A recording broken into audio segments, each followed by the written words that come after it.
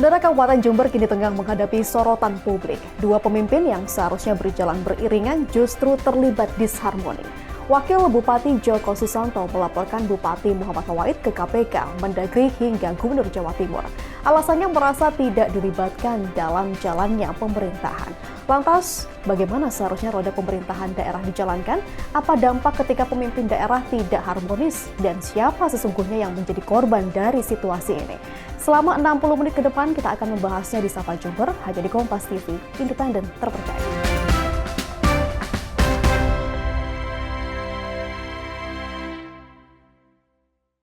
Baik, untuk membahas disharmoni pemimpin, siapa yang jadi korban, sudah hadir bersama saya Wakil Ketua DPRD Jember, Bapak Widarto. Assalamualaikum, apa kabar hari ini? Waalaikumsalam, alhamdulillah baik. Sehat ya Pak Wid ya. Terima kasih sudah hadir bergabung di Sapa Jember. Sama-sama. Selanjutnya kami juga mengundang ada pakar hukum tata negara Universitas Jember, Bapak Aris Haryanto. Apa kabar Pak Aris? Alhamdulillah sehat. Atas doa teman-teman Kompas juga. Alhamdulillah. Terima kasih sudah bergabung di Sapa Jember.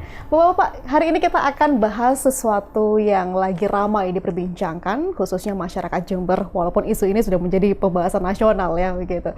Disharmoni antara bupati dan wakil bupati. Ini publik bertanya-tanya, bagaimana nanti roda pemerintahan berjalan ketika dua pucuk pimpinan ini tidak sejalan, tidak beriringan begitu. Kita akan mulai perbincangan, kita akan ke Pak Wid terlebih dulu. Siap. Dari pandangan DPRD, konflik dan disharmoni antara bupati dan wakil bupati ini hanya dinamika saja atau justru sudah masuk kategori serius dan bisa mengganggu jalannya pemerintahan, Pak Wid?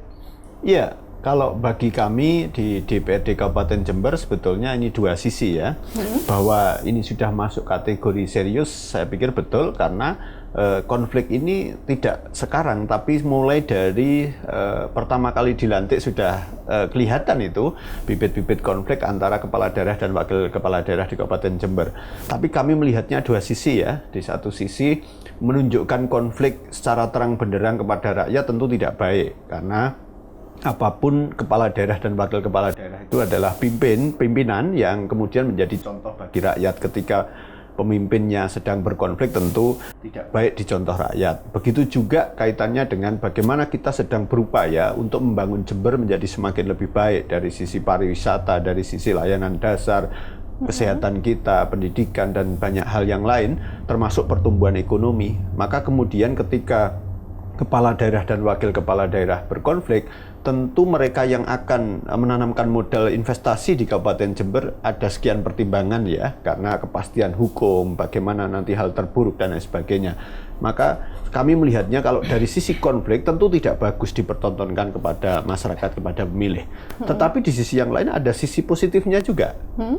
Bagaimana kemudian apa yang dilakukan wakil bupati menyampaikan kepada pemerintah pusat, ke Mendagri, kemudian ke aparat penegak hukum. Ini ada sisi positif bagaimana mendorong profesionalitas di birokrasi, kemudian transparansi, akuntabilitas dalam penggunaan anggaran dan sebagainya. Itu saya pikir positif. Jadi kita bisa memaknainya dari dua sisi. Baik, tapi Pak Wid sendiri menyikapi bahwa ini sudah menjadi serius ya, kategori serius konflik ini, bukan hanya hal lazim yang biasa terjadi antara kepala daerah, begitu? Betul, betul. Dan ini kami melihat sejak awal ya, bagaimana kita tahu kalau mau kita tarik ke belakang, pertama kali kepala daerah atau bupati berkantor masuk ke pendopo, ke rumah dinas di pendopo, Pak Wabub sudah tidak hadir. Begitu juga dengan seterusnya, mulai dari pelantikan, adanya mutasi beberapa pejabat, beliau tidak hadir. Banyak sekali kegiatan-kegiatan di pendopo, wakil kepala daerah atau wakil bupati tidak nampak. Itu kan simbol, dan rakyat itu melihatnya dari simbol-simbol yang bisa dilihat. Apalagi kemudian dipertontonkan juga banyak hal yang pernyataan-pernyataan yang kontradiktif. Maka secara gamblang saya pikir masyarakat bisa melihatnya bahwa ada yang tidak baik-baik saja antara bupati dan wakil bupati di Kabupaten Jember hari ini. Bahkan dari awal pasca pelantikan pun masyarakat sudah bisa mencium ketidakharmonisan itu ya. Tapi kemudian apa penyebabnya, bagaimana cara penyelesaiannya nanti bisa kita diskusikan, dan kami tentu tidak mudah untuk kemudian mencari jalan keluar kemudian, karena ini tidak tidak hanya yang tampak di permukaan menurut kami. Jadi bukan hanya dengan hal-hal normatif, ada beberapa hal yang saya yakin yang tidak publik ketahui, tidak kami ketahui bahkan, maka kemudian menurut kami yang bisa menyelesaikan ya beliau berdua. Baik, tentunya tetap kita wajib mengawal juga sebagai Betul, masyarakat sudah ya. pasti. Tapi saya akan beralih ke Pak Aris dulu. Dalam perspektif hukum tata negara, apakah konflik antar kepala daerah, bupati dan wakil bupati ini wajar terjadi di daerah? Pak I Aris? say no, tidak wajar. Oke. Sudah masuk eskalasi serius, bahkan tidak berlebihan. Kalau saya katakan disharmoni antara bupati dengan wakil bupati merupakan pentas immoral, ya, yang dilahirkan Jember dan diketahui nasional. Saya menggunakan istilah immoral, dosanya lebih besar immoral daripada amoral. Kenapa saya katakan demikian? Namanya pejabat, terus terang saya tidak bicara orang, saya tidak bicara human, tapi bicara pejabat yang lekat di dalamnya, ya, peraturan perundang-undangan, nilai-nilai, perspektif moral, lahir karena peristiwa hukum, ditetapkan oleh hukum juga. Keberadaan mereka berdua adalah teladan. Penjelasan lebih komprehensif. Ya. Bupati dan wakil bupati, sekali lagi adalah pejabat. Mereka ada, lahir karena peristiwa hukum, karena masyarakat datang ke bilik suara, memberikan suaranya, itu peristiwa hukum. Akumulasi dari hal dimaksud, ya, sesuai dengan peraturan hukum ditetapkan oleh hukum sebagai bupati, wakil bupati. Jangan lupa juga keberadaan pejabat bupati dan wakil bupati itu memiliki kewenangan, hak, kewajiban, tugas pokok dan fungsi. Mereka juga aktor sekaligus eksekutor. Tidak sebatas menjalankan aturan normatif, tetapi secara moral keberadaan mereka adalah teladan wahana curhat banyak orang. Kalau dua sosok pejabat ini disharmoni, maka publik pun juga menilai hal ini tidak lagi serius, tapi lebih dari serius, memberikan banyak dampak. Semua premis yang saya sampaikan tadi, ya, keberadaannya sama dengan ketidakberadaannya. Gugur karena disharmoni yang terjadi sebagai fakta. Tindakan immoral yang Anda katakan tadi, ini Immoral. lebih tinggi daripada sekedar amoral. Sekedar begitu. amoral. Oke. Ya. Tetapi publik berasumsi selama ini ya, Yes. melihat pasangan bupati dan wakil bupati itu ya sekedar pemimpin daerah yang saling melengkapi, tetapi perannya memang selama ini seringkali kita lihat timpang begitu ya. Beberapa pemerintahan daerah, tidak hanya di daerah Jember begitu. Bupati yang seringkali nampak tampil dan wakil bupati ini perannya dianggap ban serep begitu, Pak. Sejatinya dalam aturan hukum bagaimana peran keduanya ini bisa adil? Dalam perspektif hukum, secara historis sejak lahirnya, ya, NKRI, kalau kita buka konstitusi, tidak ada satupun klausul di dalam Undang-Undang Dasar Negara RI tahun 1945 yang menyebut wakil kepala daerah. Tapi kepala daerah, termasuk produk amandemen ya, yang ada sekarang. Ya. Bupati, wali kota, atau gubernur, provinsi, kabupaten, atau kota. Kepala daerah, bukan wakil kepala daerah. Itu yang pertama yang harus kita catat. Kemudian konstitusi ini dikembangkan lebih lanjut ya, di dalam peraturan perundang-undangan. Ya. Nah, di dalam kasanah normatif peraturan perundang-undangan itu, keberadaan wakil kepala daerah itu diposisikan satu paket, sehingga tidak dimungkinkan konflik oleh pembentuk peraturan perundang-undangan.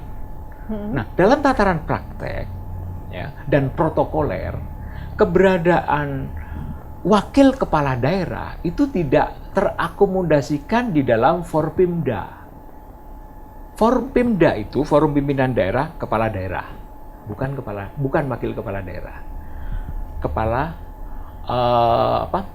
kepala kejaksaan, pengadilan, representasi TNI, kepolisian. Jadi ada kewajiban hukum bagi kepala daerah menjadi unsur apa yang saya sampaikan tadi. Baru insidental masuk Forpimda atas kegiatan-kegiatan insidental. Itu pun acap kali bupati ya mendelegasikan otoritas itu kepada sekdanya, asistennya dan sebagainya. Ya, dengan apa yang saya sampaikan tadi secara konstitusi hingga norma ya dan tataran praktek menyangkut Forpimda, keberadaan wakil kepala daerah itu ya tidak salah manakala kita sebut sebagai ban serep. Gitu lah.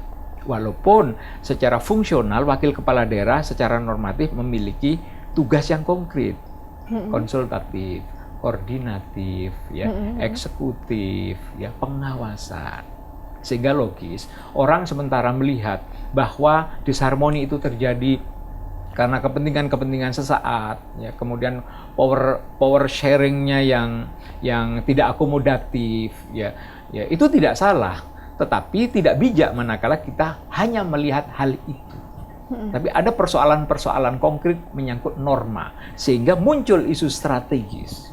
Apakah kini berangkat fakta empiris banyaknya disharmoni yang terjadi di beberapa daerah, maka ya dalam perspektif akademis patut menjadi renungan bagi pembentuk peraturan perundang-undangan.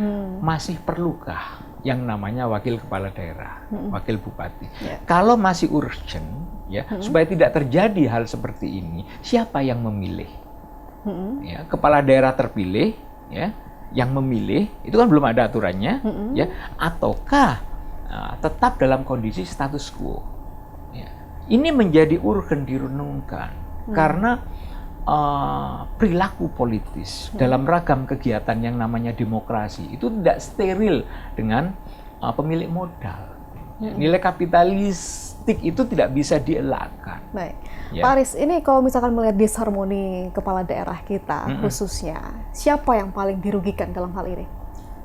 Rakyat, tidak ada lain. Kenapa dirugikan? Dampak negatif dari disharmoni itu beragam. Tadi sudah disebutkan oleh sedulur saya ini Mas Widarto sedemikian rupa sesuai dengan tupoksi dan kompetensinya. Tapi saya melihat dari sisi lain yang lebih konkret. Ya. Dampak negatif dari disharmoni itu pertama, menurunnya trust. Rasa percaya masyarakat yang dulu pada saat saya berproses memilih, saya lulukan, saya berharap banyak. Tapi ternyata bagaimana melakukan pelayanan publik sementara melayani dirinya sendiri dengan pasangannya tidak tuntas. Yang kedua, ya, akan terbelah. Ada dikotomi aparatur birokrasi. Terpatron afiliasi aparatur birokrasi ke Wabub dan ke Bupati. Mereka tidak lagi berpikir kebersamaan bagaimana menuntaskan program dan mengefektifkan pelayanan, tetapi bagaimana ya, masing-masing patron ini eksis sehingga kurang fokus. Ya, itu yang kedua. Kemudian efek yang ketiga akan membuka peluang keran-keran KKN. Kompetisi, masing-masing punya penguatan afiliasi. Bupati, wakil bupati berusaha berlomba bagaimana mengakomodir tim suksesnya, bagaimana mengakomodir para pendukungnya.